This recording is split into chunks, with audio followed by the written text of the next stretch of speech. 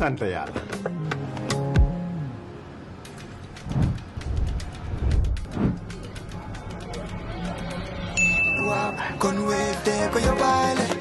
looy xaar utal Wave nga scan nga fay te nag doo ci yokku dara.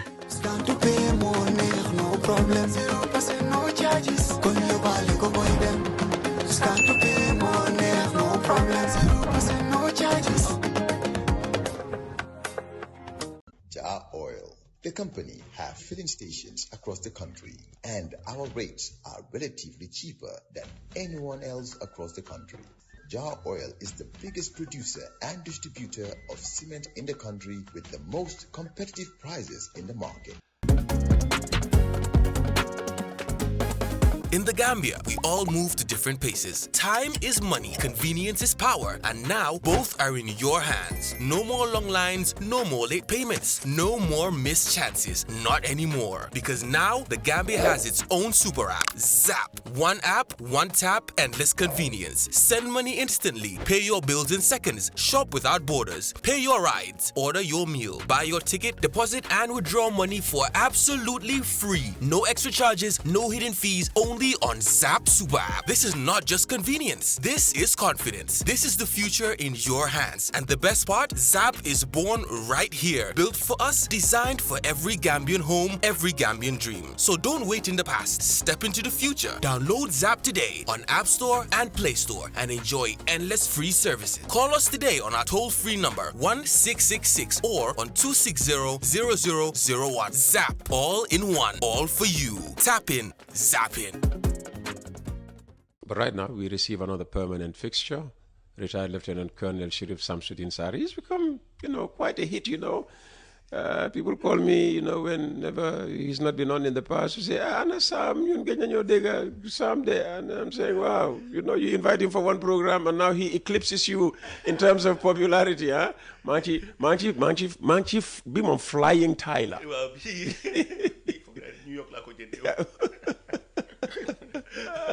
Hangaman lo honga rek bokana manam red saka foga yi Liverpool foga demba Karabag mani wax nga diga Liverpool demba they were amazing jurom ben la ko pomper man ko setan okay. Ko setan I was man kay ñile disappoint naka Real Madrid ñoom itam dañ yaxule demba because I thought they were going to do mënuñ dara bari xaliss rek lañ def nak waaw wala mané bari bor. Oh really? Ay bor. Oh, man dama fogoon ne nag ñu am xaalis lañ. Well, dañu am star players. Man dama fogoon ne ñooñu seen combination boobu kenn du leen win. waaye football nit ñi dañ mun football léegi. All right. Well, tey nag fi ñoo dooree mbir mi mooy mbiri Reparations Commission am na du ñàkk a déggoon nga leen.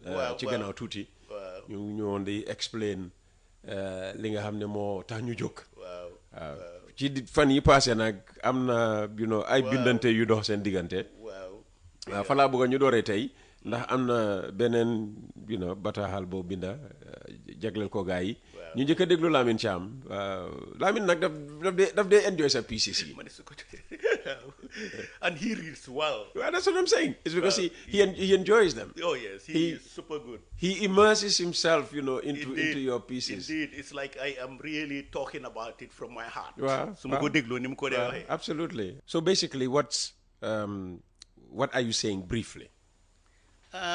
Peter, I am glad that these people were here this morning and I listened to the program and I was very impressed by what they are doing, to be honest with you. And evidently when I first read their press release, I was given the impression that, well, this is a new approach to the whole reparation issue, because I knew that I was exempted from any reparation because I was accused of being a perpetrator.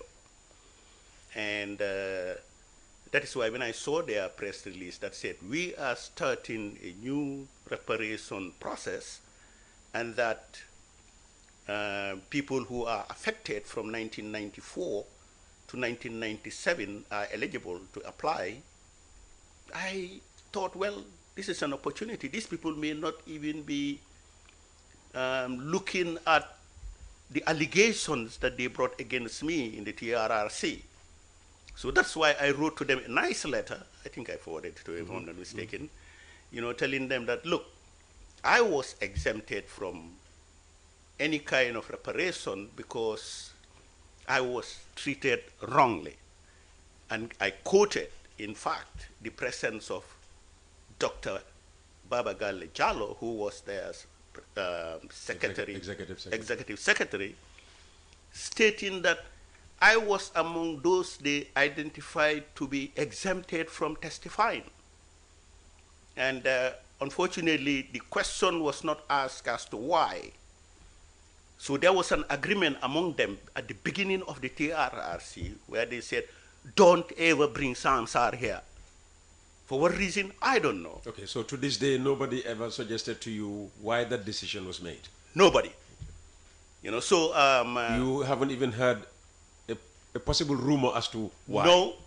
No. But then, as a matter of fact, I didn't even know that was an agreement, that was a decision until they came here and started talking about it outside. So, but as soon as Chongan went to after he left, I said, wow, I spoke to Chongan. He told me well before that he was Chongan was the first witness before the TRRC. He told me that he was going to be the first. And then I said, oh, well, I will see. I think they will say, yeah, you should come. Then, when they opened up, when they started it, I look at the first testimonies. Yes, and I was very impressed. I didn't know who Essa was, and he sounded so good, eloquent, nice. I said, who is this guy? Until, of course, later somebody called me and said, you remember when we were in mile 2? I said, yeah, he was supposed to prosecute us. Then it clicked, because everybody was told in mile 2 that Essa was going to prosecute us. Then I said, okay, don't worry, I'm going to go there. But then I realized that nobody called me. Then all of a sudden, I saw Samsidin Sarr's case being brought to the TRRC as a recovering lunatic at mile 2. That he was crazy, he was this, he was traumatized, he was this. You will think that if I am accused of being so traumatized that I lost my sense of reasoning or my mental capacity, they will ask me to come and explain exactly what happened. But nobody called me. So I tried to call them and say, can I come? No, your testimony is not needed here. Then I added one and one and came to my conclusion that the reason these guys are doing this is because I question things that are wrong. When I was in the army, soldiers will say, hey, Sarr is not an officer, because he will question any command that is not reasonable, especially the Europeans, the Amut Tubab, and Senegalese, Nigerians. I would ask them, why this? When I see that you are wrong. So probably they thought that if I appear, I will correct things that were wrong. Because so many things were said there that were wrong. So they said, let us make him a recovering madman. Because this guy, when he comes talking, people will say, that's what I concluded. But that did not silence me. You know me. If you Google the TRRC and Samsudin Sarr 4 years ago, you will see the number of times I challenged them on testimonies that were wrong. And I was a nuisance. I was a thorn in their flesh until I remember Cisse, their chairman, one time, Lamin, saying, these guys should let us do our job properly, blah, blah. He was offended because I challenged him for not questioning things that were wrong. But, then, interestingly, after a while, I remember there was this surgeon who came there and asked Essa, you guys are investigating everything about atrocities that happen in this country. Why are you not investigating the incident of the Farrafenni attack where 6 of our soldiers were cold-bloodedly murdered by mercenaries? And Essa replied, look, Farrafenni, Katong, and the 30th December attack are not part of our mandate. Those were taken care of by the state. It was a crime that was settled, and it's over. But then, 2 weeks after, I saw Mbalo Kante, who is an attacker in the Farrafenni attack. In fact, if you go to Google, you'll see my challenge of that.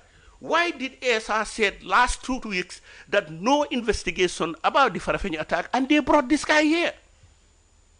And that is the guy who came and said that on the day they attacked, they arrested him, and he refused allegations that he participated in the attack.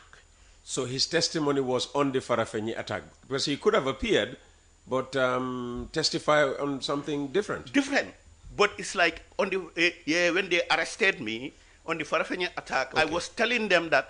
And this is why you had an issue with his appearance. Yes. That he came to testify on the Farrafenni attack, which was supposed not to be part of the mandate. Okay.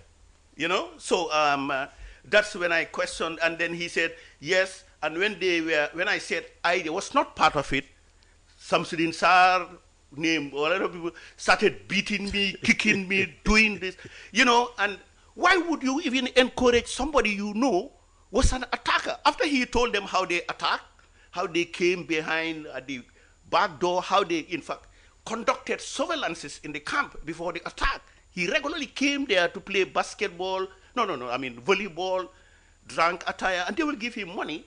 On the whole, he was studying. He was doing a reconnaissance. A reconnaissance.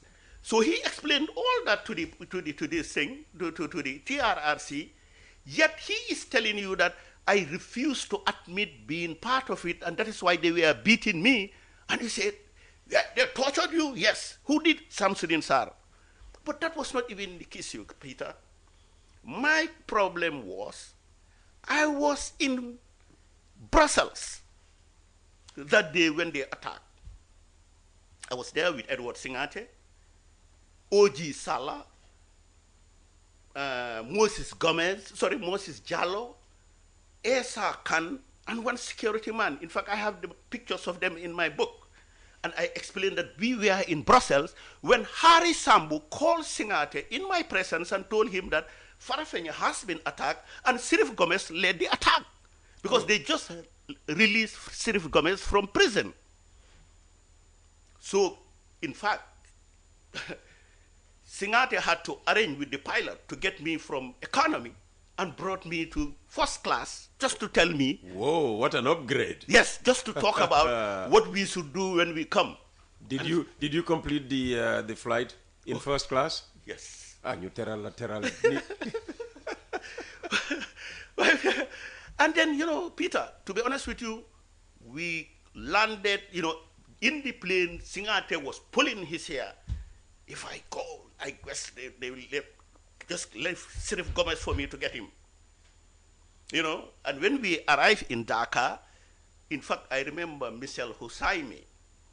He is the owner of MFH Group. Thank you. Mm. He was in the plane. He was my wife's employer for almost 15 years. So he came to me in the plane and said, did you hear what happened? I say, yes, we are looking into it. We'll go. I say, that's very serious. This is going to affect this, blah, blah, blah. Because the country was not stable still. That was 1996. We're going to get the elections very soon. So we talked until we arrived in Dhaka. We arrived in Dhaka, Air Brussels, about 6 o'clock in the evening. And that's when Harry Sambu called again and said, no, it wasn't Sirif Gomez.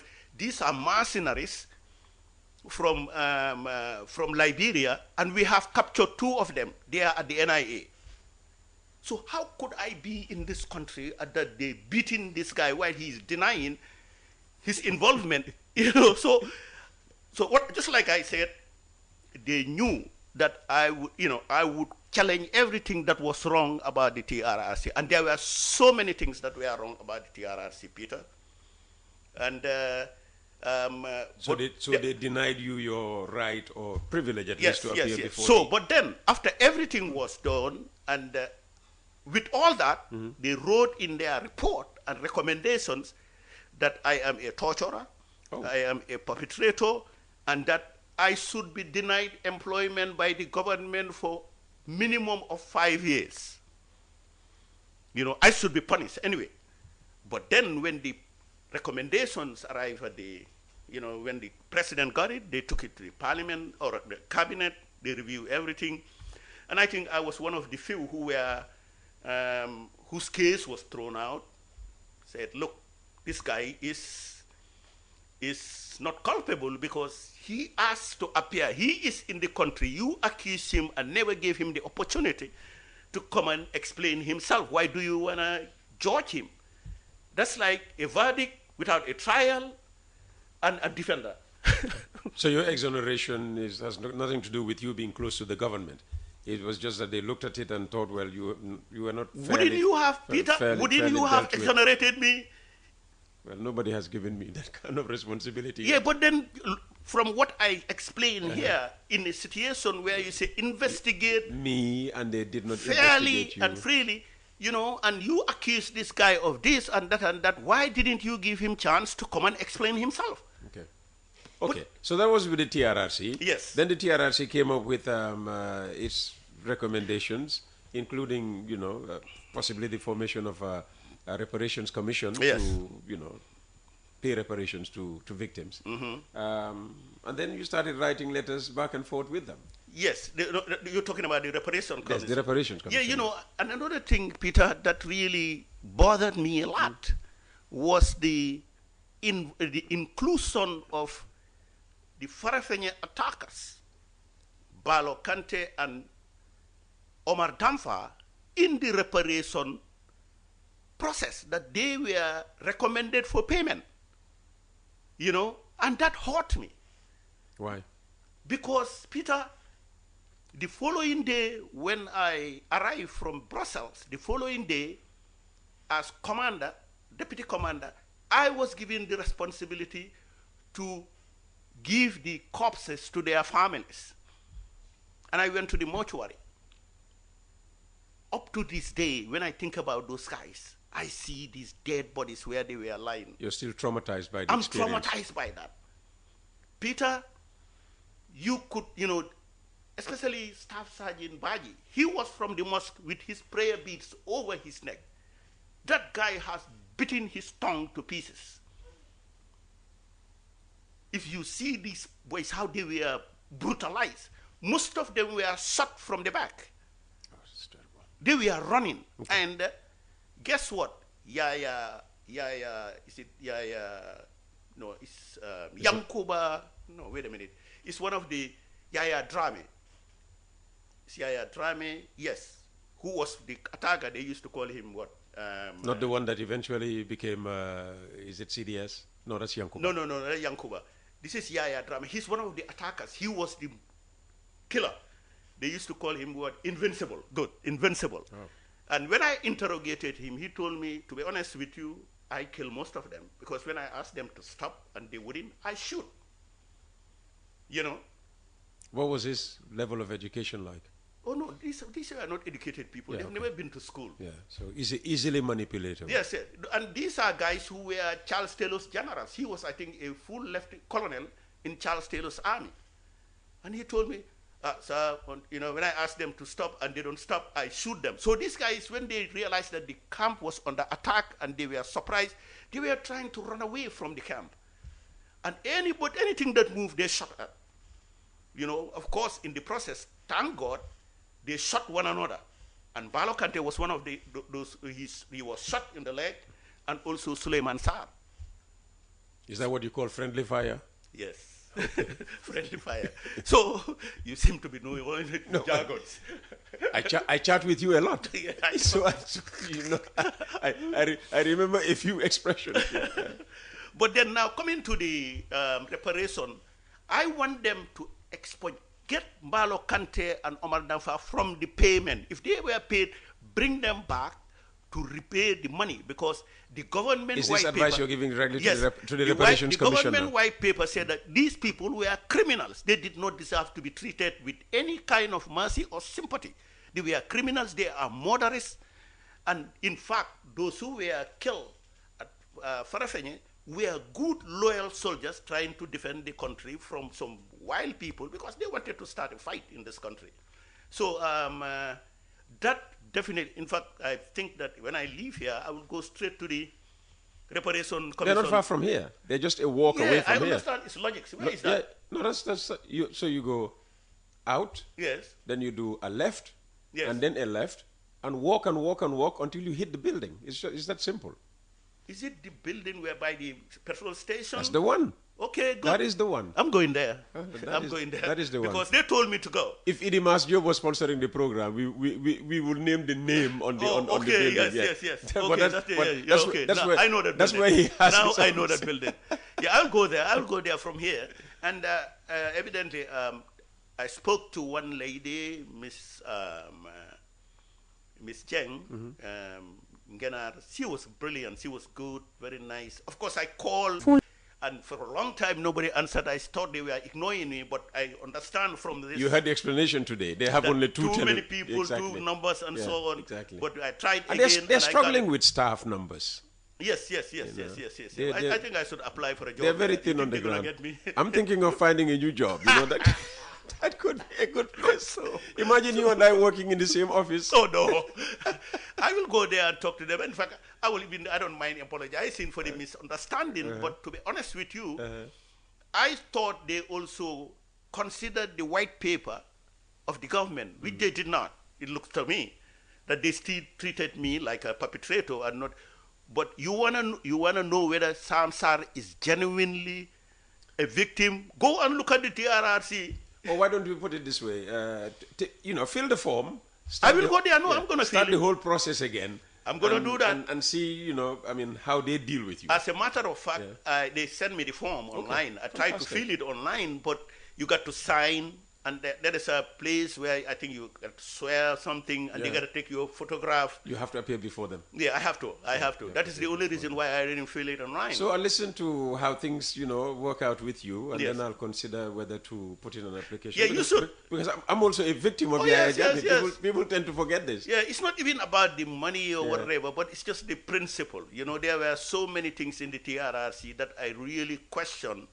And unfortunately, I was not allowed to come, and I still don't know why. Who made that decision that Sarr shouldn't be here? One day, history will tell us who did. Yes. All right? Yes.